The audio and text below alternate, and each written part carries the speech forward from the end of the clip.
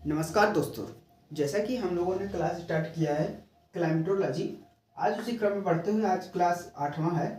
तो मैंने 7वें क्लास में जो है कि बादल पूरा कंप्लीट कर लिया था। इसके बाद सामान्य वर्षा को मैंने बता दिया था, ठीक है। तो कुछ टेक्निकल इशू के कारण जो है कि उसके आगे नहीं बता पाए थे। तो आज हम प्रयास करेंगे कि क्लाइमेटोलॉजी पूरा ख़त्म हो जाए, हो सके तो फिजिकल जियोग्राफी भी ख़त्म कर दिया जाए, ठीक है। तो उसी क्रम में आज शुरू प्रारंभ करते हैं। तो आज का थॉट ऑफ जो डे है वो सुनिए कि भटकते भटकते ही सही मंजिल तो मिल ही जाएगी। भटकते भटकते ही सही मंजिल तो मिल ही जाएगी। गुमनाम तो वो है जो घर से निकले ही नहीं। वाह।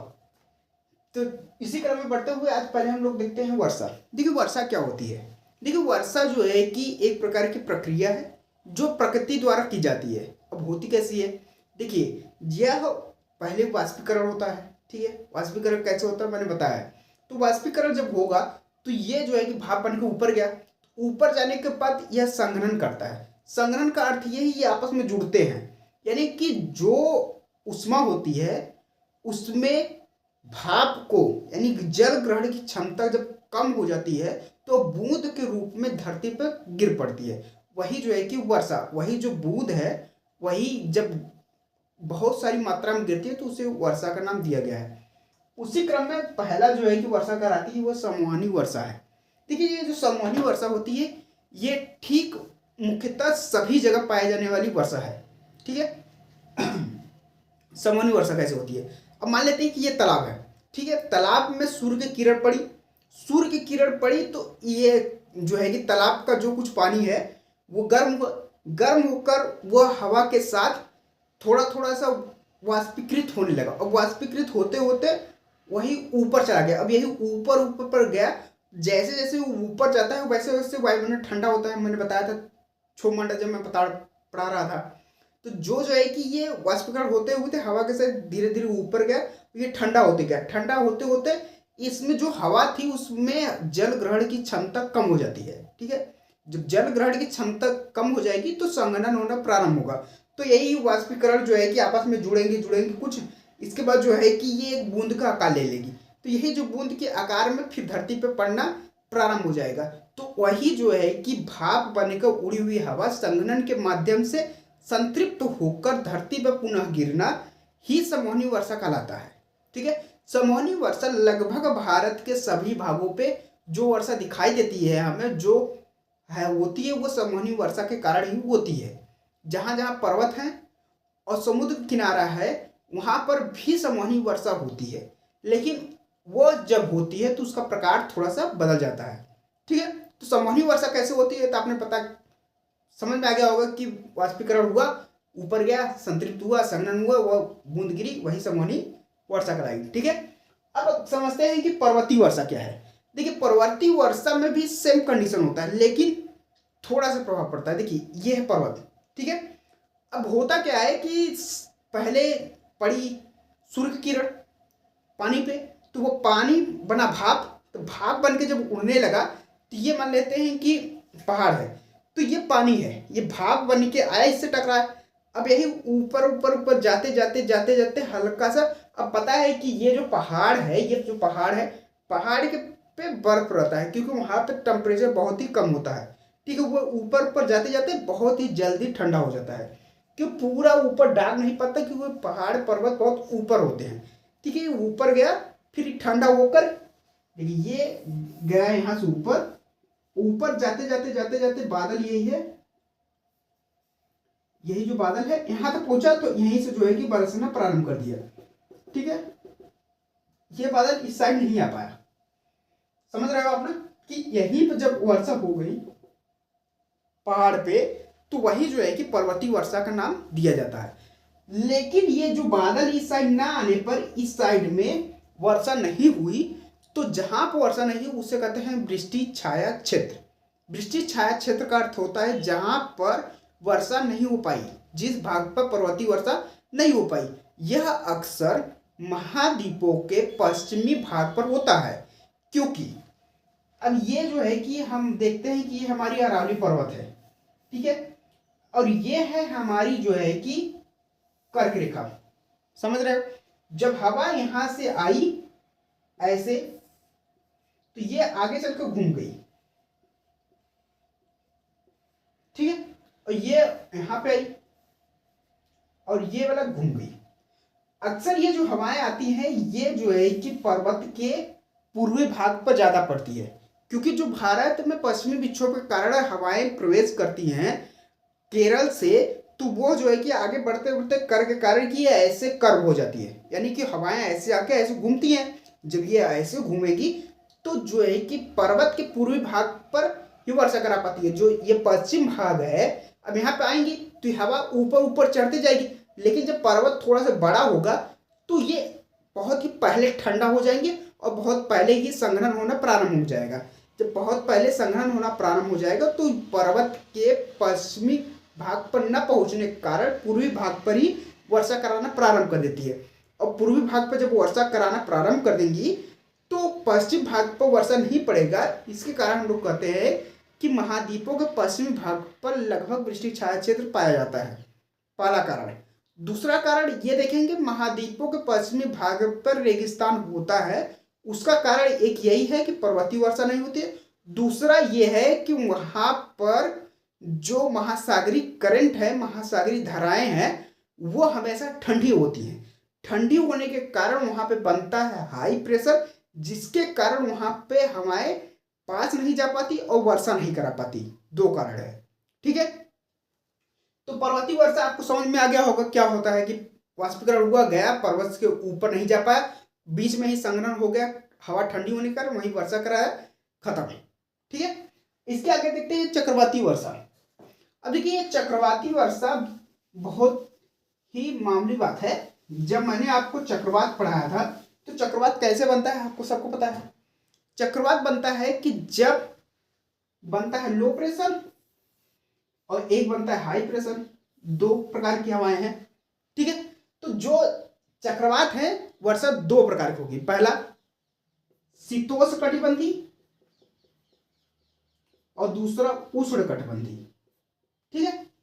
अब शीतोष्णकटिबंधी में क्या होगा कि जब हवाएं बहुत ही ज्यादा प्रबल नहीं होंगी, उसके साइक्लोन आइस यानी मुख्य केंद्र में, मुख्य के आइक में, यानी कि चक्रवात के माँ की, मतलब चक्रवात की माँ की नहीं, चक्रवात की आंख में जो है कि होगी हाई प्रेशर, यानी कि चक्रवात के मध्य में हाई प्रेशर होगा। तो वहां पर जो है कि जब हाई प्रेशर बनेगा तो ये हवा बना, कोरियोलिस बल काम कर रहा है। अब कोरियोलिस बल से घूमा, तो जब ऐसे कोरियोलिस बल घूमता घूमता घूमता घूमता चला गया तो ये हवाएं पड़ी यहाँ पर, ये घूम रहा है घूमते घूमते घूमते ऊपर बना, ठीक है। तो ये मुख्य में पड़ा है हाई प्रेशर और ये घूम रहा है किसके कारण, क्योंकि पृथ्वी घूर्णन हो रही है। घूर्णन हो रही है तो कौन सा बल काम कर रहा है, कोरियोलिस बल। तो कोरियोलिस बल काम कर रहा है तो घूम रहा है, घूमते घूमते घूमते बहुत बड़ा बना। तो यहाँ पे शीतोष्णकटिबंधी बन रहा है क्योंकि बीच में की हवा जो हाई प्रेशर है अपेक्षाकृत थोड़ी सी ठंडी है, जिसके कारण यहाँ पे वर्षा होना प्रारंभ हो जाएगा। वो कैसे, क्योंकि जब ये हाई प्रेशर है तो इसके पास भी भाप बनकर हवाएं गई होंगी, भाप होगा ही। तो जो भाप होगा इसके पास, लेकिन अपेक्षाकृत थोड़ा कम होगा, लेकिन जब ये चक्रवात को रूप लेगा तो अगल बगल की हवाओं को भी अपने में एब्जॉर्ब कर लेगा और ये एक ऊपर ऊपर उठते उठते जाता है और जो है कि फैलकर वर्षा कराना प्रारंभ कर देता है। तो एक प्रकार की शीतोष्णकटिबंधी चक्रवाती वर्षा हो गई। और सबसे प्रबल मानी जाती है कि हाई प्रेशर से जो बनने वाली उष्णकटिबंधी चक्रवाती हवाएं होती। ये याद रखिएगा, शीतोष्णकटिबंधी चक्रवाती हवाएं धरती पर और पानी दोनों में बन सकता है, ठीक है। अब ये जो हाई प्रेशर की हवाएं हैं उष्णकटिबंधी चक्रवात है, ये सिर्फ पानी में बनता है, ठीक है। और ये प्रबल होने का कारण क्यों है, क्योंकि इसमें ऊष्मा ग्रहण की क्षमता अधिक होती है और जो है कि ये लो प्रेशर होने के कारण यहाँ पे ऊष्माएं बहुत ही अधिक प्रभावित होती है। अब ये हाई प्रेशर है तो यहाँ से हवाएं ऐसे जाएंगी, अब ये ऐसे जाएंगी तो ये ऐसे घूमेगा, लेकिन हवाएं जब इसके पास आएंगी तो ये बहुत ही बड़ा जो है कि क्षेत्र लेकर कवर करना प्रारंभ करता है। अब ये जो उष्णकटिबंधी चक्रवात है तो ये बनाएगा हाई प्रेशर। जब हाई प्रेशर बनेगा, लो प्रेशर बनेगा सॉरी, उष्णकटिबंधीय चक्रवात जब ये लो प्रेशर बनेगा तो हवा इसके साथ आएंगी, कोरियोलिस बल के कारण घूमेगा, ये बहुत ज़्यादा घूमते घूमते ऊपर जाएगा और समुद्र में बनने के कारण इसमें जल बहुत ही अधिक मात्रा में होती है। अब यह ऊपर उठता उठता जाएगा और यह आते आते आते आते जब लैंड से टकराता है तो ये लैंड से टकराने के कारण ही जो है कि यहाँ पर ये चक्रवात खत्म होता है। और जैसे ही ये लैंड से टकराएगा वैसे ही आसपास के जो समुद्र के किनारे हैं वहां पर बाढ़ आना प्रारंभ हो जाएगा, क्योंकि इसमें इतनी अधिक मात्रा में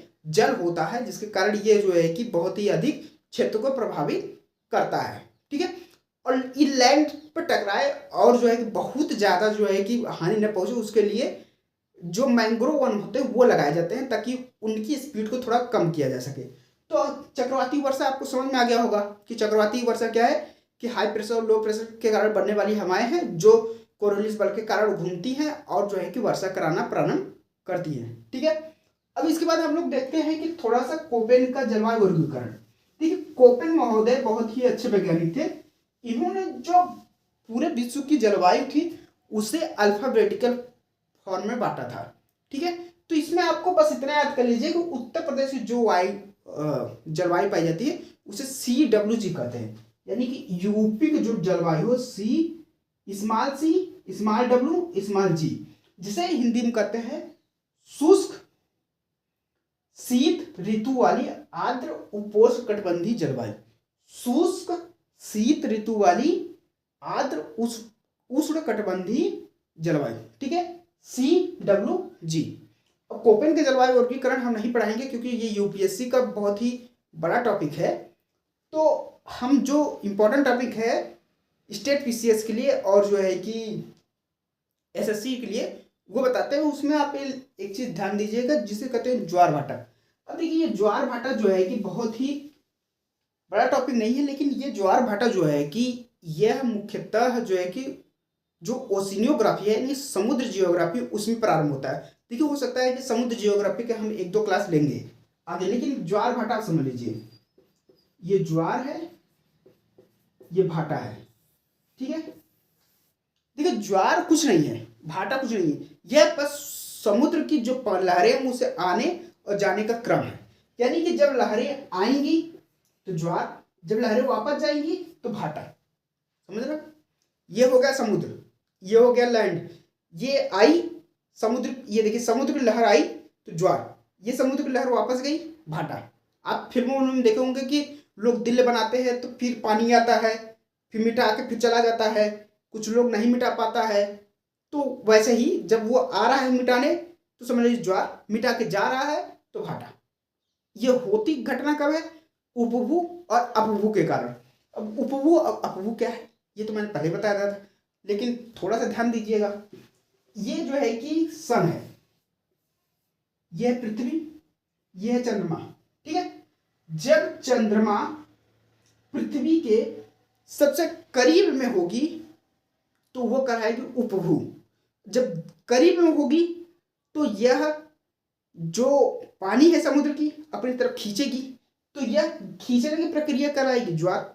जब यह दूर जाएगी तो यह पानी पुनः वापस जाएगा, तो इसे कहते हैं भाटा। बस ज्वार भाटा यही है, समुद्र के पानी का आना तट तक, फिर तट से वापस जाना। और यह घटना चंद्रमा के गुरुत्वाकर्षण के कारण होता है और इसमें मुख्यतः कार्य करता है उपभू और अपभू। ठीक है, प्रक्रिया समझ गए आप लोग? ऐसा करते हैं ना कि समुद्र जियोग्राफी एक क्लास ले ही लेते हैं। ठीक है, तो जो है कि कल हम लोग ओशिनोग्राफी का टॉपिक जो है कि मेन है उसे हम बता देंगे। इसके बाद फिजिकल जियोग्राफी पूर्णतः समाप्त हो जाएगा। ठीक है, धन्यवाद।